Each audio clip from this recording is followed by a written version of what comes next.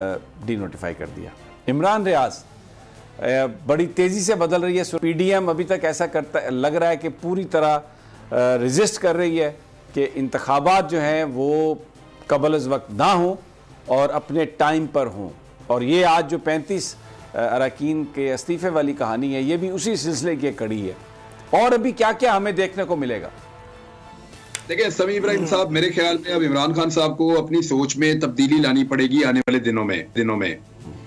एक तो उनको ये फैसला करना पड़ेगा कि क्या ज़िमनी इलेक्शन ही उनको बार बार लड़ने हैं या फिर आखिरी कील ठोकना है इस ताबूत के अंदर, और वो कैसे ठोकना है, उसकी पॉलिटिकल हिकमत अमली क्या होगी, ये उनको बनानी पड़ेगी।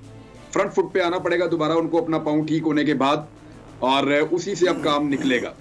दूसरी बात ये है कि ये तो सबको आइडिया था कि ये हुकूमत जो है वो गुडी गुडी खेलना चाहती है, यानी ये चाहते हैं कि अपोजिशन लीडर भी इनका अपना हो और हुकूमत भी इनकी अपनी हो और निगरान सेटअप भी ये अपनी मर्जी से लेकर आए।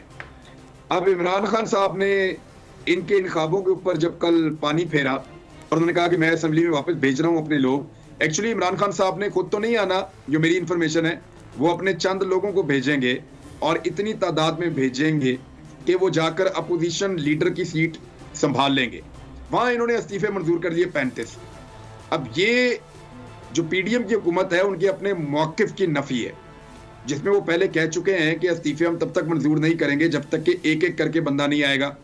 अब बंदे तो एक एक करके आए नहीं, तो ये जब सुप्रीम कोर्ट में दोबारा मामला जाएगा, आपको पता है ऑलरेडी ये केस सुप्रीम कोर्ट में गया था, जब दोबारा मामला जाएगा तो सुप्रीम कोर्ट ऑफ पाकिस्तान में क्या ये सवाल नहीं उठाया जाएगा कि आपका तो मौक़िफ़ था कि एक एक करके बंदों को आना चाहिए, आपको जब सूट करता है आप 11 फारिग कर देते हैं, फिर आपको सूट करता है और आप 35 फारिग कर देते हैं। आज कर रहे हैं। बिल्कुल। अच्छा, आज जो हेयरिंग